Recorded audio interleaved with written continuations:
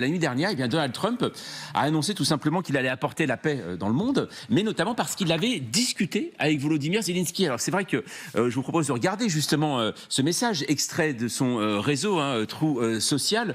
Voilà ce que Donald Trump a écrit: en tant que votre prochain président, il s'adresse aux Américains des États-Unis, je vais apporter la paix dans le monde et mettre fin à la guerre qui a coûté tant de vies. Et là, il part de l'Ukraine puisque ça a été corroboré.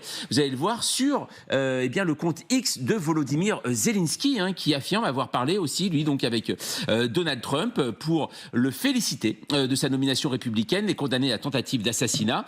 Il a noté le soutien bipartisan des États-Unis. L'Ukraine sera toujours reconnaissante envers les États-Unis pour leur aide visant à renforcer notre capacité, écrit le président ukrainien, et résister au terrorisme russe. Aujourd'hui, c'est assez, Denis Kataev, c'est assez étonnant quand on voit ça de la part de Donald Trump, puisque il a eu plusieurs postures concernant la guerre en Ukraine. Au départ, c'est je vais régler ce problème en 24 heures. Ouais. Il nous l'a déclaré. Ensuite, c'est Vladimir Poutine, il n'est pas si agressif que ça. On sait qu'il y avait des affaires. Ce message-là, il vient comment en fait finalement que Donald Trump, il peut véritablement tout régler et c'est la preuve avec ce message? Non, c'est que la démagogie bien sûr à côté de Donald Trump, parce que c'est toujours comme ça. C'est la démagogie, c'est bien sûr populisme. Et il profite des situations parce qu'il y a un désordre. Et il y a des relations bilatérales entre les États-Unis et la Russie très tendues aujourd'hui au temps de Biden. Et c'est pourquoi il a déclaré que oui, je suis prêt à négocier, je suis prêt à parler avec M. Poutine. Et bien sûr, c'est que la démagogie pour le peuple américain. Et d'autre côté, à côté du Kremlin, Poutine profite le chaos comme ça. Poutine profite des déclarations comme ça, parce que pour lui, la paix imaginable, c'est la meilleure solution à cette époque-là, pour garder les situations, pour geler le conflit. C'est-à-dire qu'il profite le chaos aux États-Unis aujourd'hui, Poutine, il profite le chaos en France aujourd'hui, et c'est-à-dire que Poutine et Trump, il est un peu jouent dans le même... Même camp, ouais. Le même camp, oui. Ouais, d'accord. Michel Daskowski, ça vous a étonné cette affirmation, cette déclaration de Donald Trump en disant finalement, oui, je vais régler ça, on le sait, le côté un peu grandiloquent, mais surtout de parler à Volodymyr Zelensky? Je pense que qui parle à Volodymyr Zelensky n'est pas une problématique en soi. Je pense qu'un chef d'État ou un futur chef d'État parle demain et exprime cette volonté. Je pense que ça fait partie de l'ordre des choses. La question, c'est quelle sera son attitude géopolitique vis-à-vis de l'Ukraine. Est-ce qu'il va s'adresser à la Russie et tordre le bras au président ukrainien en lui disant voilà, les cartes qui sont sur la table et qu'on propose, c'est celle-ci. La situation sur le terrain est gelée aujourd'hui, même s'il y a encore des progressions sur les 1200 kilomètres de conflit qui opposent aujourd'hui les Russes aux Ukrainiens. C'est là-dessus qu'il peut jouer. Après, si les Ukrainiens, eux, décident, au-delà de ce que pourrait faire le président ou futur président américain sur cette question-là, ça relèvera à la fois de la volonté de l'OTAN et de la volonté du peuple ukrainien.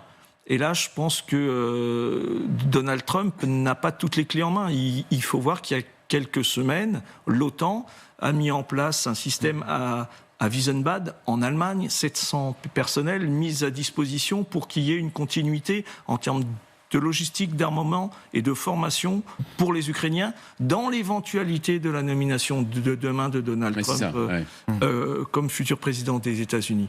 Donc je pense que là, ce sera compliqué. À moins que... Et je vois mal aussi Donald Trump aller sur les marches de Poutine en disant... Effectivement, vous avez raison, demain, l'Ukraine est pacifiée, elle devient neutre, vous gardez ses territoires et basta cosa. Je crois que ça c'est le scénario impossible. C'est ça, Jean-Éric Brun.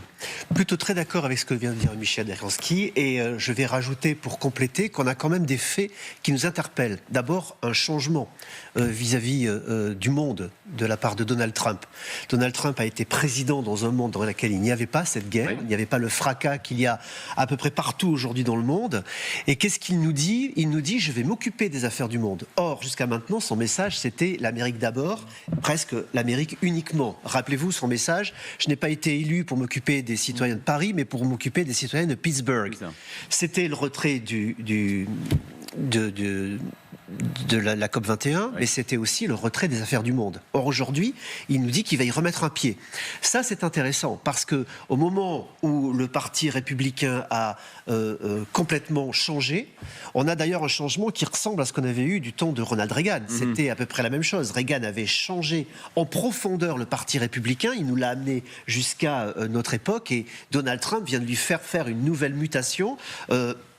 Il se veut héritier de Reagan, mais quand même, on a donc un nouveau positionnement qui n'est même plus celui que j'expliquais jusqu'à maintenant, celui des républicains du début du XXe siècle, mais quelque chose de nouveau qui est en train, une nouvelle analyse, en tout cas géopolitique, qui n'est même plus de la géoéconomie comme on avait eu dans son premier mandat, c'est-à-dire quelque chose de transactionnel, on veut faire des affaires, donc on maintient la paix partout pour pouvoir uniquement faire du commerce.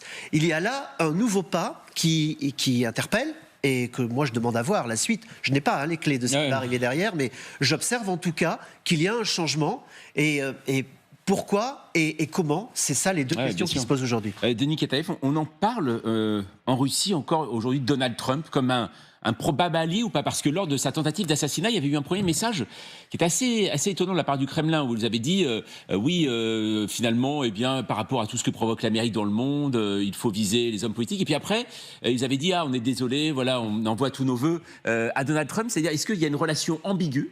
Non, je pense que pour Poutine, il n'y a pas la bonne solution pour qui va être à la tête des États-Unis, parce que c'est toujours quelque chose comme le rival. Oui, c'est ça, bien sûr. Oui, c'est toujours on est comme à l'époque de la guerre froide, et c'est toujours comme ça. Trump ou Biden, n'importe qui. Pour Poutine, c'est toujours l'ennemi. L'ennemi. Ou l'adversaire. Mais plus l'adversaire, peut-être qu'on sait. Mais aujourd'hui, c'est que la déclaration et que la propagande pour le peuple russe, c'est tout.